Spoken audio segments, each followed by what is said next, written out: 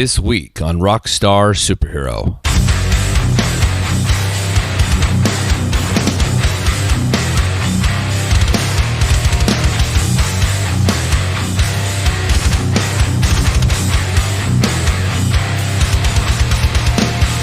Every once in a while, I get super nervous doing an interview. It isn't intended, obviously. My energy goes through the roof, so hang on to your hats because I am clearly off the rails today. I was so ecstatic to connect with Greg and Sean from the global supergroup Vented, and it shows. Vented was founded not long ago, and for a brief time, Joey Jordison of Slipknot fame was a member. That is until Joey sadly passed. Speaking today with Greg and Sean, I was able to get a better understanding of the hows and whys of Joey's involvement and what the band is doing to push forward. The band has already released 2 amazingly heavy singles and have a few more coming, until we finally get that monster-in-a-box long player that I'm dreaming of hearing. If you like heavy music, you already know these guys, and you're probably in agreement that this record is going to kill. So, let's fall off the cliff together into the abyss of the most brutal music this side of Sunday. This is Vented, and you're listening to Rockstar Superhero.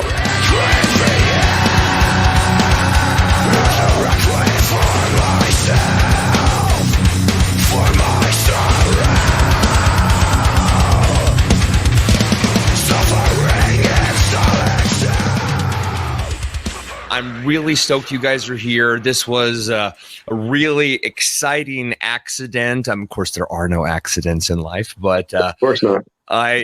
I love that you guys reached out. It's nice to know that the show is starting to gain some real notoriety and that all these incredible musicians from all over the world are, joining me in this. So I really want to say it. I know it sounds like an exaggeration, but I'm stoked we found each other. So thanks for being here. Yeah, same. Awesome. Same here, man.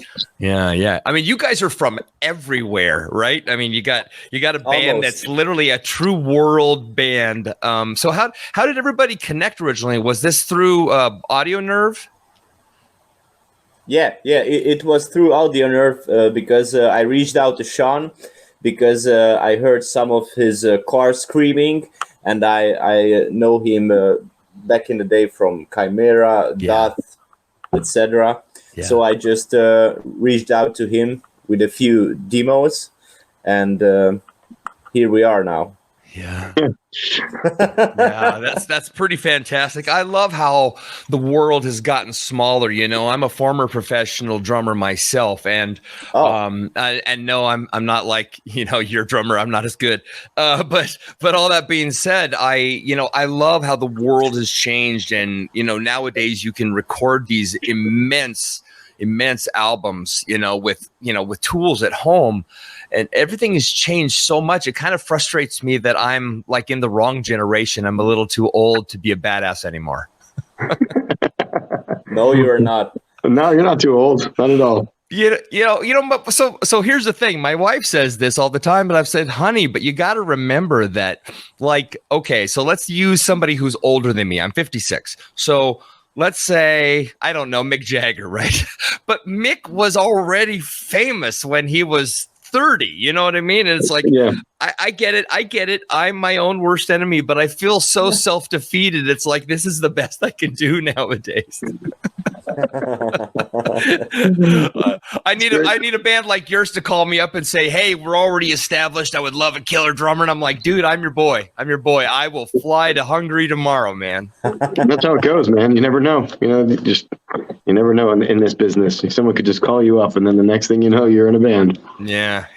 Well, I would like that. I have to actually ask you this, Sean. I want to actually jump straight into the music questions, which are, everything that I know about you from the past really seems more like an instrumentalist, and then all of a sudden now you're like the front man, and I'm curious. Was that an easy evolution? I already know the answers to this, but was that an easy evolution for you, or was this was this a tough thing? Because I can't imagine going from having like I'm a drummer, right? I can't imagine sitting behind my drum kit and being so comfortable, and the next thing I know, I'm standing out front.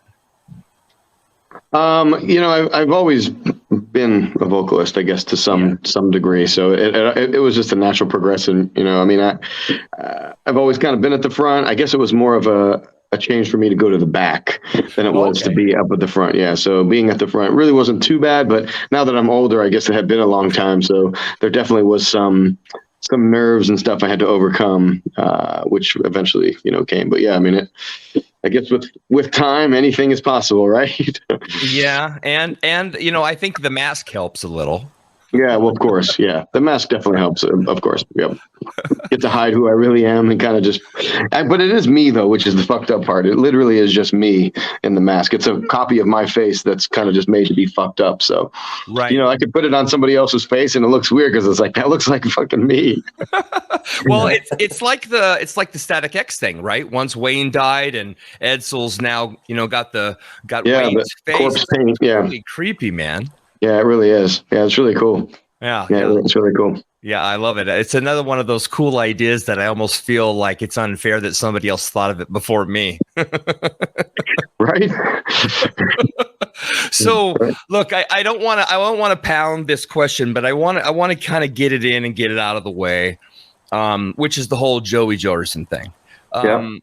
I'd love to know because I you know, I sort of didn't do enough research on this on purpose. I wanted to hear it straight from the horse's mouth.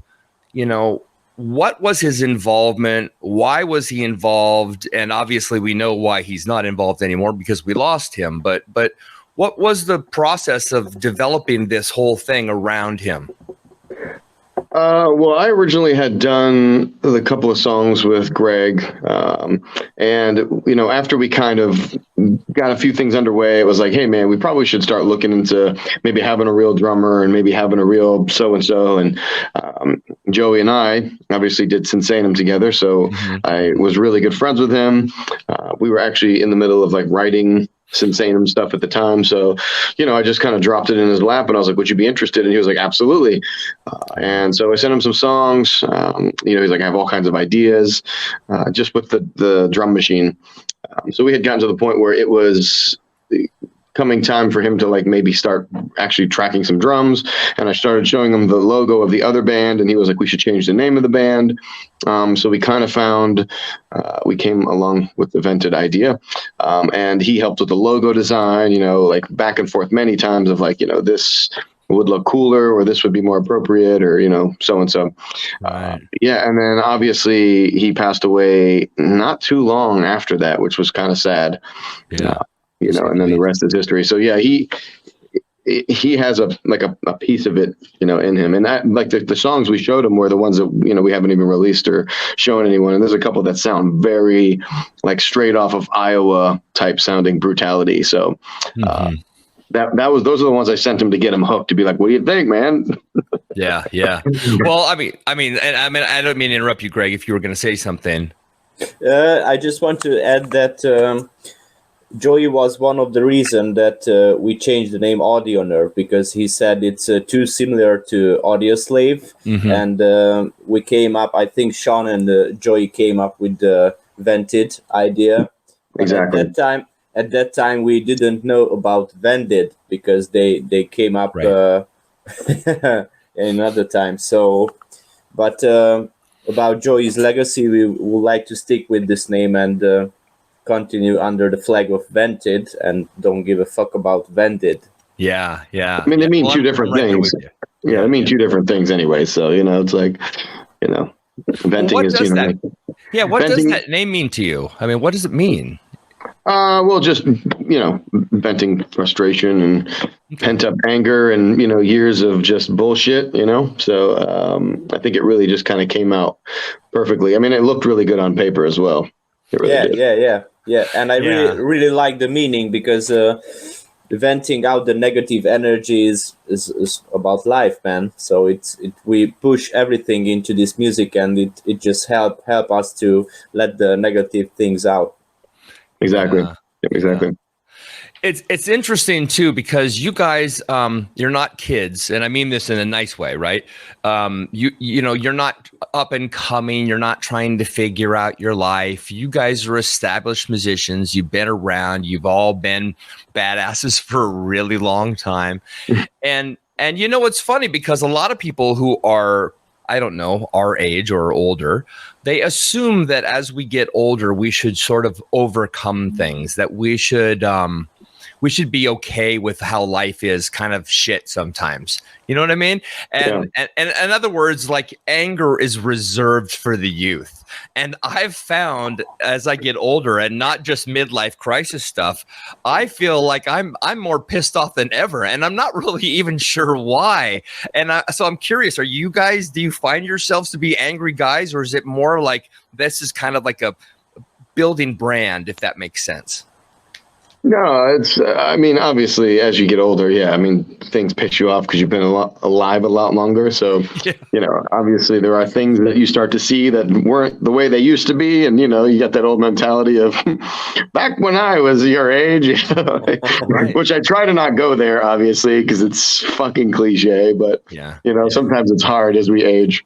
But yeah, no, I think there's just, a part of it, I guess, is a building brand as well, But I mean, a lot of it has to do with, like, when I write lyrics, I do like to kind of vent things that are on my mind or things that are current in my head or, things that are bugging me. It's a catharsis in a way. Right. So I think it really kind of holds true, especially in the lyrics. You can really hear the shit that was pissing me off at the time.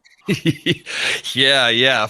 So I guess I really want to know about the formation of the band is how much, how do I say this? I know you come from Chimera, and obviously Greg comes from Omega Diatribe. The other guys, come from huge legacy bands as well.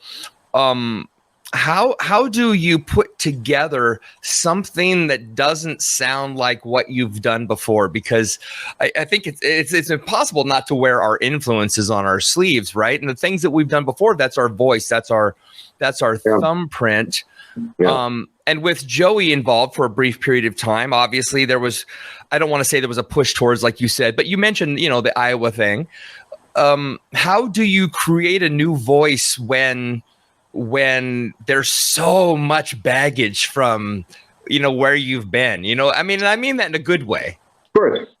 For me, it was easy. I mean, I have several bands that I'm in, and I always like to do something different or be different on that project. And whatever that is, it usually fits the music. And so the music really dictates it. When he sent me the first track, it sounded like something I've never actually been a part of vocally before. So I had a ton of ideas. This is the music I grew up listening to. The guitar tone was just fucking disgusting. And of course, ideas just kind of poured out. And I mean, I wrote the record in like no time, basically. I mean, we finished, 15 songs basically in just a few days. If you really piece it together, like, it was, he'd send it to me and then I'd have it back in like a couple of hours. So over the course of all of that, I would say, yeah, maybe it took us like 4 or 5 days to like physically write all those songs. But yeah, I think a lot of it has to do with, again, in previous projects, there's always some sort of thing that I'm following or some sort of formula, or, I'm supposed to sound a certain way. And whenever a project comes along that gives me an opportunity to be like myself, I can just do whatever the fuck I want. This is the end result. You kind of just get something that I've never really done before, because, the other projects are, big projects as well. And there's a lot of different names on it. And, there's, like I said, it's like, I'm upholding a standard or something. It's like, I have to sound a certain way or act a certain way or say a certain thing. Right. So that really kind of stifles the creativity a tiny bit, and doesn't let me like be my true self. Whereas this is like, this is me, man. Yeah. Well, I mean, I look back at like in the 60s and you think of like the Beatles or the Stones. Let's just take the Beatles and the Stones. They kind of did everything back then. Yeah, and like they kind of ruined it for all of us. You know what I mean? So we're in a sense putting our own stamp on stuff that's already been done. But the thing that I find really curious as a creative myself is, when you have these sort of previous influences, or you have these friends like Joey, and this will be the last time I talk about it, but it's easy to say, well, you guys sound like this because where you've been, right? You sound like Chimera, you sound like Slipknot, you sound whatever. And that's not true. No, true. Exactly. Yeah. And, and obviously that's unfair to us as creatives. But I mean, what I'm curious about is who would I be just, sort of surprised. I can't even talk today, for God's sake. Well, who would we be surprised to discover is actually an influence? Like, I love the Carpenters, for God's sake. Like where does that come from, Yeah. As far as my influence? Sure. I'd love to know, like, some maybe off the cuff crazy, like, who would have thought Sean influences? And I'd love to hear the same from Greg, mostly because it's a great time filler. Yeah, man. I mean, obviously there's all of the staple shit.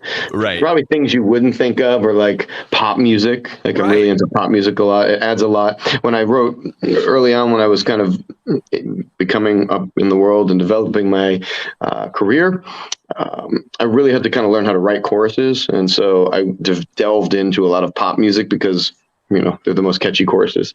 I love to like belt out, some Justin Timberlake. I also like Limp Bizkit a lot, which I'm very embarrassed to admit. Wes is badass, man. I love Wes. No, so well, dude, yeah. I mean, I grew up with them in Fort Lauderdale, so that's that was like the hometown. But I would say stuff like that. I mean, obviously, I grew up on the Beatles, and that's the stuff my dad put me through. So, I think all of that stuff is really important.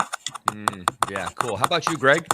For me, our most harder influence is like the 19th groove metal scene and early 2000 groove metal scene. It has a really big impact on my life. But about turning back our music, to be honest, our music is absolutely not revolutionary, or we don't want to invent new genres or any kind of this newer stuff. We just want to play what came from inside and want to feel together energies, feel together vibes, and let's put out some true music, what we're really feeling. Mm-hmm. Yeah. Well, I mean, thumbprint's the thumbprint, right? Like, it doesn't matter. We all have them, but boy, tiny little differences. You can still hear like the sound, like Sean's voice is, you could, from the outside again, you could say, oh, he sounds similar to X, right? Name a heavy vocalist and you could probably find a similarity in timbre or approach. But the reality is you sound like a badass because your voice has its own badass quality. It is you. Yeah, I appreciate that. Yeah. Exactly. It's insane, man. Absolutely. I love it. Like, I don't think I'm at that level, but I would kill to be in a band like this. Love it so much. Absolutely, mate. I just feel the same. I tell this story in every interviews because it's important for me. I watched Sean's videos years back in the day, and I was like, damn, man, I would like to be in a band with this guy. Yeah. And we are sitting here right now and talking to you, and that's fucking awesome. It's amazing. It's absolutely amazing. I know you guys probably get tired of hearing this a bit, but so we live in the age of Spotify and streaming services, and how hard has it been for a supergroup? I'm hesitant to use this terminology, but it's what people say about guys like you. How hard has it been for you guys to start breaking through, because you have so much legacy behind you, and obviously you're still part of all these huge things. But I mean, is there a barrier that you guys can break through because you're already sort of established in other ways? I think it's still hard. It's still hard to be established or to go in a path like a new band. Okay, it's good because there's some known musicians in this group, but it's still hard because for major labels, it's not enough to be a super group with known musicians. They care about only the metrics and the views and the reputation of the band. Right. So that's the only way they're going to make any money. Yeah, of course. Yeah, right. Wow. Yeah, you could have 1,000 projects, so it's definitely still something you have to have. I guess still a unique quality or something that stands out from the rest of the people trying to sound the exact same. But I think these days, this particular style of music isn't as prevalent any longer. So it's like reinventing the old style in the new style, and it is sort of a reinvention in a way, because I mean, if you listen to those early 2000s, late 90s, I mean, the guitar tones and stuff were just not as good as they are now, because of all the plugins and the programs and the fucking tools that we have at our disposal. So you sort of are reinventing that style again in a way. But yeah, of course, there's a lot to still overcome because of that. Because, you know, now the thing is everyone listens to deathcore, and it's like, how do you separate yourself from not being that band or sound like that? And I guess this is probably one of the best ways. Is just do whatever the fuck you want and what feels right, you know? Yeah, no, you're correct. You know, it's interesting too. I wasn't talking to him, but I had read an article. Richard from Rammstein was talking about his guitar tones and how they were actually much more difficult to create than people thought, because they are actually very synthetic, right? There's a synthesized addition to it that had to be developed before they had plugins. You know what I mean? Because it comes from like 94. And it's like he's never changed his tone from like 94. Yeah. You know, so yeah, the world is different nowadays, and yeah, I mean everything's louder. That's for damn sure. Yep, louder and tighter, because you can cut it to the point of precision. Yeah, well, and everybody's, you know, on stage are running clicks and sequences, and wisely so. I mean, it pushes right. It keeps the show going. Yeah. Yep. You know? You know, so what's your take on guitars like oh gosh, what are they called? All of a sudden I lost it here. 12-foot Ninja, crap. Where the guitars are basically MIDI guitars, and you know it's line 6 setting, and all of a sudden your guitar, the tuning changes. There's some kind of piezo style guitar. You know, I play with old ESP guitars, so I'm kind of the old school way, but with new tools.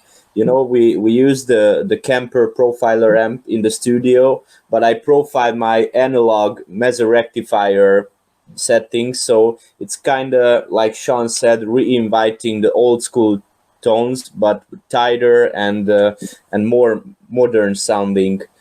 Gotcha. So it's kind of mix of the old school mentality with new tools. Gotcha. Exactly. Gotcha. So it's more about tones than it is changing keys. Like I mean, excuse me, not key changes, tuning changes, right? Because you know you read about all these bands again, like 12-foot Ninja, that are every song's in a completely different tuning, and I don't know how a band pulls that off live unless they're doing, you know, basically pulling off lots of tricks.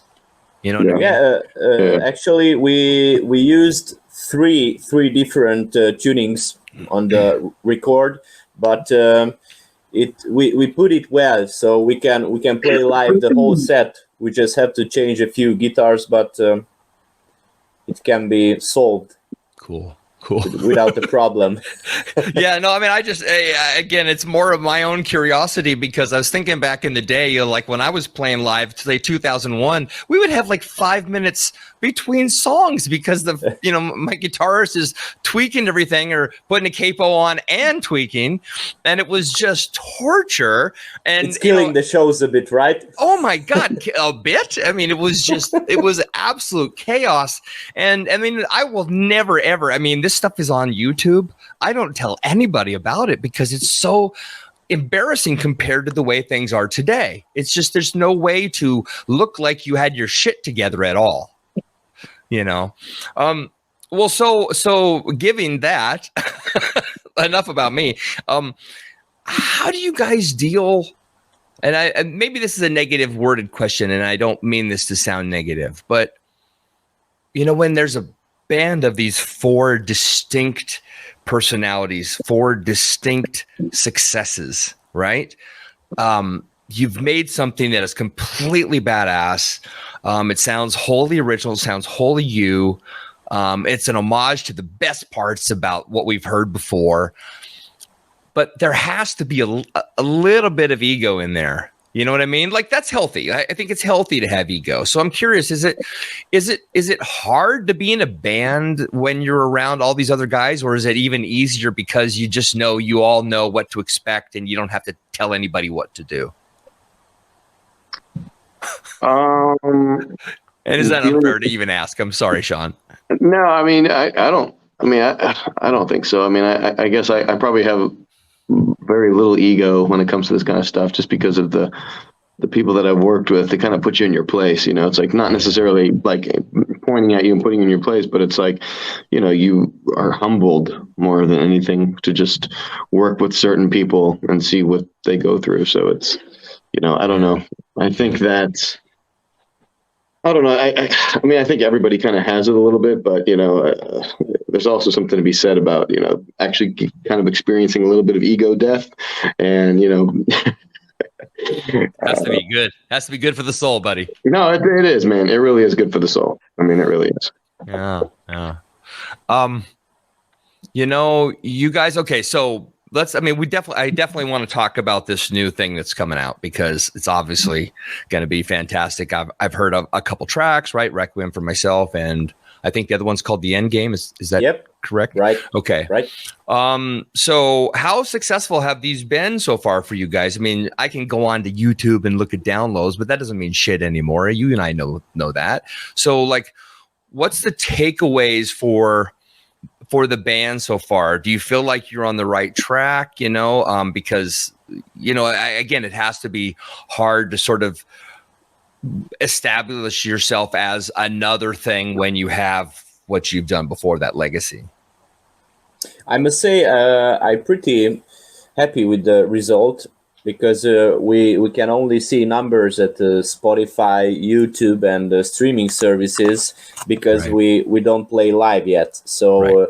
We can't see the real demand on people's faces about the band. We just see numbers, metrics on streaming services, which is pretty insane, I must say, because we released our first single 2.5 months ago, and the social media and streaming services at Vantage page is pretty blown up.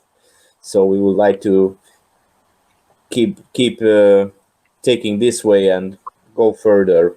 Yeah. I mean, it's pretty impressive to see where it's gone and what it's done, just with very little anything, like no support, no nothing, just kind of put it out there. We reached out to a few metal sites, we put it on a few playlists, and the rest is history. And it's just insane that it's done so well. I've done plenty of side projects where you do all the same steps and it goes, you got like 200 views. So there's something to be said about that. So I feel like the success level is on the right track. Obviously, it really is. Yeah. Well, as long as those metrics keep going up, I guess that's all that really matters. Yeah. I mean, the organics can be frustrating at times, but I don't know, man. I mean, if I'm a working musician today, I would want to control my art. I wouldn't want to give it up to a label if I don't have to, because what are they going to really do for me? At some point, yeah. And then I guess it really, it's maybe some sort of distro deal is really the best thing they could do for you at this point. And maybe even just a little bit of push, because we kind of already have like a little something already going. So just to kind of push it over the edge, that'd be what they would do. Yeah. Having a great promo company, just having a few people on the inside who just want to champion the band, it never hurts. And obviously, again, you come from established acts. There's no reason why this won't take off if it's good, and it's super good. So I think it's just a matter of a very short time. Yeah. I appreciate Thanks, that. Man. Yeah.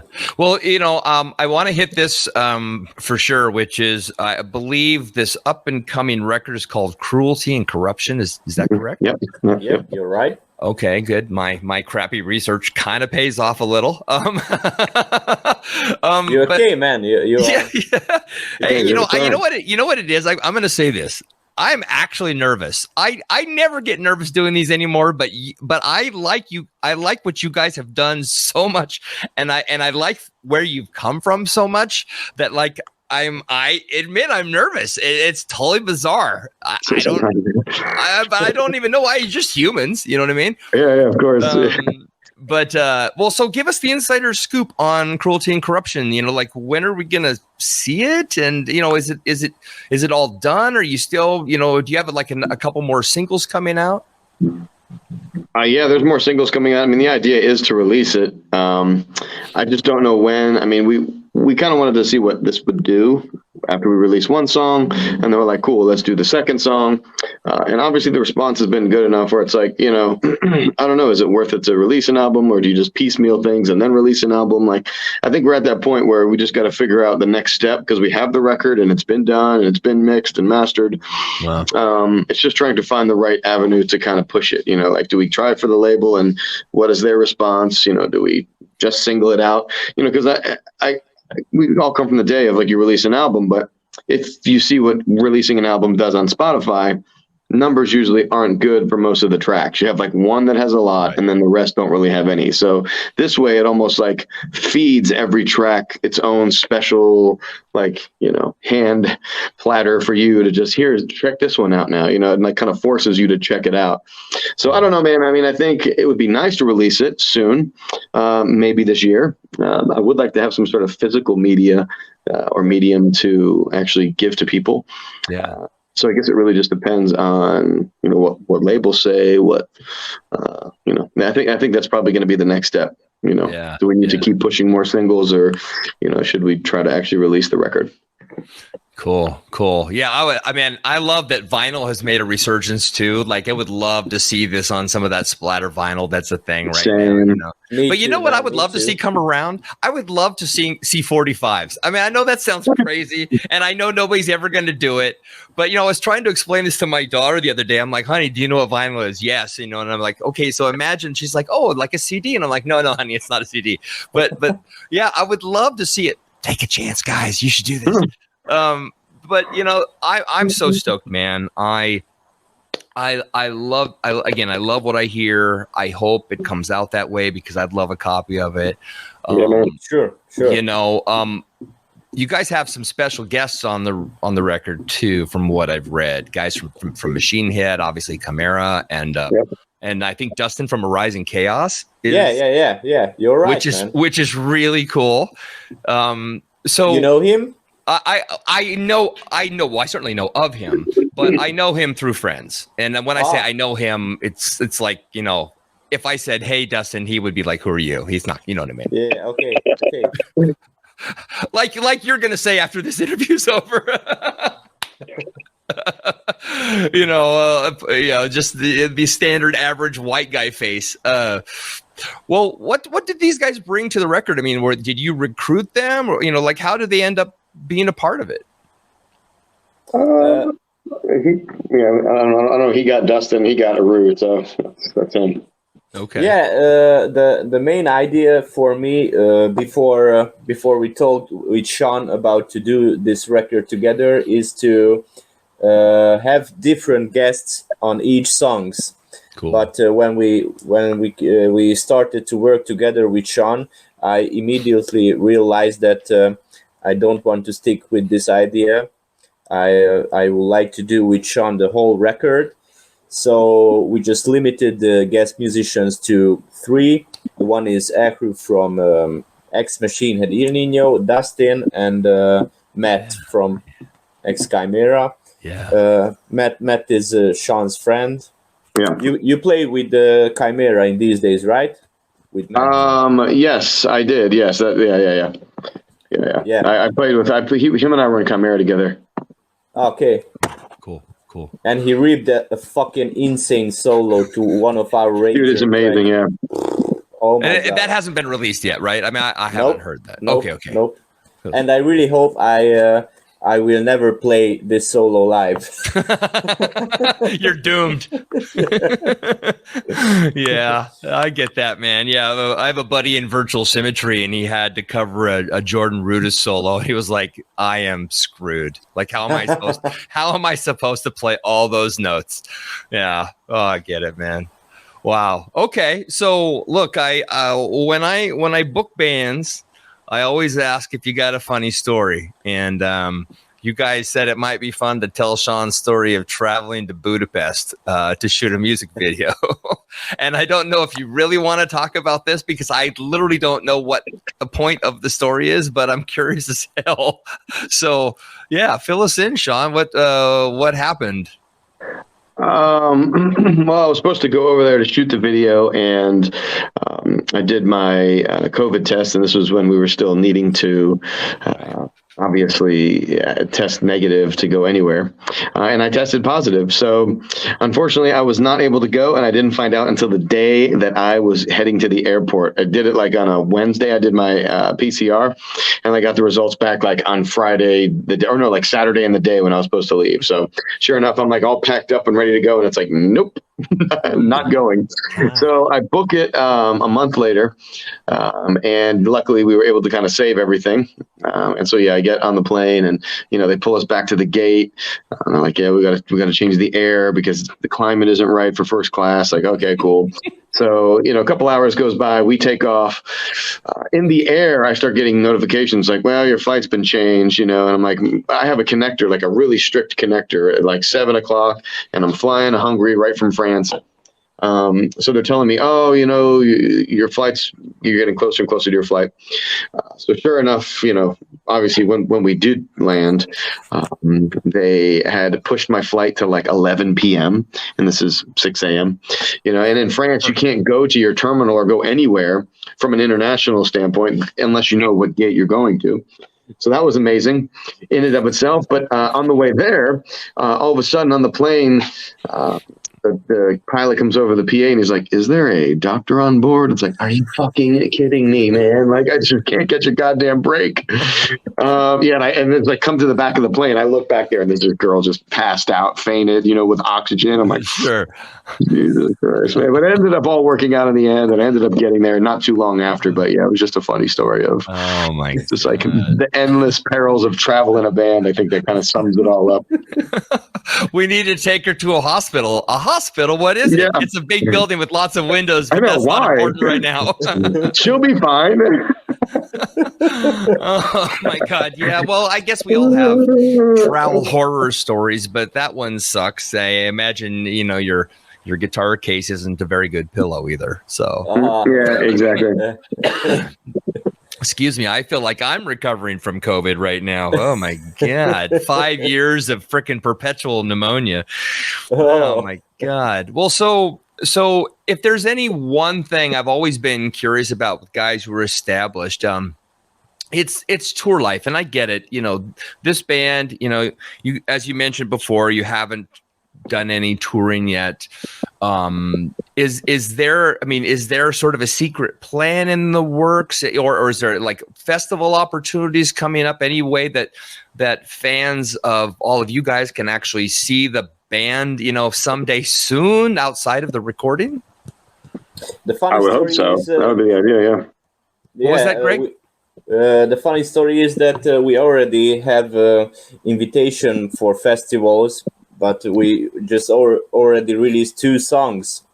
But wow. It looks like that some Central Europe festivals is interested about us. So I really hope in the future we can go to play a few shows, especially festivals, and we'll see our touring schedules in the future that we can put out a longer tour with Vented. It depends on a lot of things. Yeah. Man, I'd love to see you guys at Hellfest and Wacken. That'd be amazing. Oh, hell yeah, man. Hell yeah. If I'm in a band, I don't care if you start me at noon, man.